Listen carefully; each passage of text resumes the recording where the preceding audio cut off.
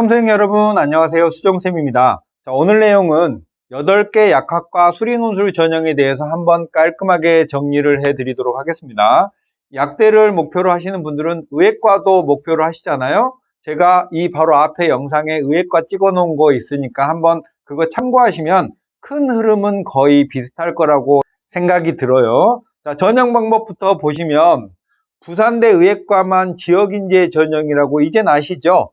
부산, 울산, 경남 지역에서 고등학교 3학년까지 모두 마친 학생만 지원 자격이 주어지는 부산대 지역인재 전형에 10명 있고요.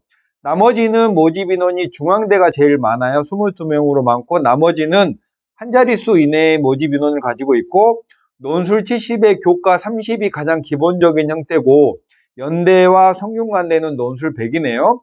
논술을 70% 정도 반영한다라고 생각을 하시면 되겠고 교과는 역시 대학별로 전형 방법이 조금씩 다른데요. 그걸 다 외우실 필요는 없고 각 대학별로 홈페이지에 가보면 교과 성적을 산출해주는 그런 메뉴가 있어요. 그러면 거기에 입력을 해보면 여러분의 교과 성적이 그 대학의 환산 점수로 얼마가 되는지를 알 수 있는데 보통 합격자의 평균치 정도는 2.7 정도가 된다고 합니다. 그러니까 3점, 4점, 5점으로 내려가면 약간 손해인데 그렇다고 지원을 못할 정도는 아니고 6등급, 7등급으로 내려가면 조금 많이 불리한 상황이 되는 거예요.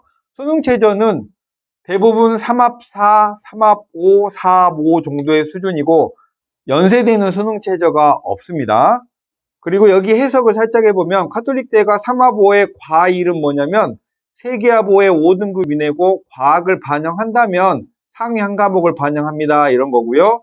중앙대 같은 경우에는 과학 두 과목의 평균을 반영하고 D는 과학 두 과목이 서로 다른 두 과목이어야 한다 라는 내용입니다. 나머지는 여러분이 살펴보시면 될 것 같고요. 동국대 같은 경우에는 3합 4의 과학을 반영한다면 상위 한 과목을 반영하고요. 수학 또는 과학이 꼭 한 과목은 적어도 선택이 되어야 합니다. 경희대 약학과 같은 경우에는 작년에 2개합 5로 수능 최저가 굉장히 낮았는데 올해는 3합 4로 일반 의치한 계열과 똑같은 수준으로 바뀌었습니다. 교과 반영 방법은 중요치 않다는 말씀 많이 드렸습니다. 부산대 하나만 얘기를 해드리면 부산대가 논술 70에 교과가 30이었죠. 그러면 교과 30에서 실제로 여기는 등급별로 이렇게 점수인데 여러분이 만약에 4등급 정도 된다면 3등급하고 점수 차가 1점이잖아요. 1점 차면 전형 총점 1000점에서는 이것의 3배인 3점이 합격자의 평균치에서 차이가 나는 거예요. 이걸 논술로 극복하시면 되는 겁니다. 중앙대 같은 경우에는 국영수 4과 중에서 3학년 1학기까지 전 과목 중에서 가장 잘한 5과목을 뽑아서 반영을 하니까 여러분이 생각하는 여러분의 점수보다 더 좋을 확률이 상당히 높습니다. 그나마 연대랑 성대는 논술 100이니까 교과를 보지 않으니까 교과에 대한 부담은 이 대학교는 없는 편이고요. 비교 내시는 뭐냐면 3수나 4수나 대학별로 그 시기를 정해서 예를 들면 경희대나 부산대는 2020년 2월 이전 졸업자니까 지금 현재 4수생 기준이죠. 4수생은 논술의 성적에 해당되는 내신 점수를 반영하니까 논술과 내신이 똑같이 간다는 거예요. 그러니까 이 대학교 같은 경우에는 논술이 완벽하게 합부를 결정하는 요소가 되겠고 경쟁률은 부산대 같은 경우엔 지역인재 전형이어서 경쟁률이 다소 낮아요. 부울경에서 고등학교 과정을 마치신 수재 여러분은 부산대 노리시면 될 것 같고요. 나머지 대학들은 대충 200대 1의 내외의 경쟁률을 가지고 있고 성대 약학 같은 경우에 작년에 666대 1로 원탑이었죠. 자, 논술 시험의 기본 사항은 부산대는 수학을 수능에서 미적분 선택한 사람은 미적형, 기하를 선택한 사람은 기하형이니까 기하 선택한 학생도 부산대 약학은 시험을 볼 수 있고요. 시험 시간은 100분에 문항수가 공통문항이 2문제, 수원, 수투에 해당되는 문제가 2문제, 그리고 기하형 또는 미적형의 1문제인데 안에 소문항이 들어있습니다. 카톨릭대 약학은 올해 처음 실시되는 그런 대학이죠. 시험 시간은 90분이고 처음 실시되니까 기출문제가 없는데 의학과와 비슷한 형태를 띌 걸로 예상이 되는데 의학과는 4문제를 출제하면서 100분이고요. 약대는 3문제를 출제하면서 90분이다 라고 생각을 하시면 되겠고, 중앙대 같은 경우에는 시간이 120분으로 상당히 길죠? 확통을 제외합니다. 그런데 확률과 통계를 제외한다고 해서 아예 제외는 아니고요. 고1의 경우의 수의 문제를 1번에 거의 출제한다고 생각하시면 되겠고, 과학은 2까지 출제를 합니다. 수학 3문제, 과학 1문제니까 여러분이 물, 화, 생 중에 한 과목 선택해서 응시를 하시면 되겠고요.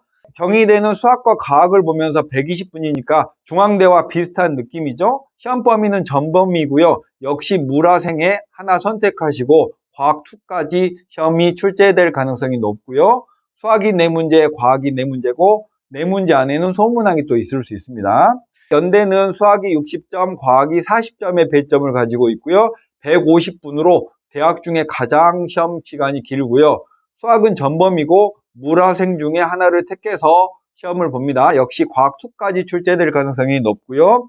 수학 4문제, 과학 4문제입니다. 성대는 수학만 보고요. 시험 범위는 전범인데 수학 1, 2에 집중해서 출제할 거라고 이미 학교에서 예고를 했고요. 시험 시간은 100분에 3문제고 작년까지는 과학을 출제했는데 올해는 수학만 출제하니까 약간의 변화가 있을 걸로 예상이 되네요. 고대 세종캠은 수학만 보고요. 90분에 전범이고요.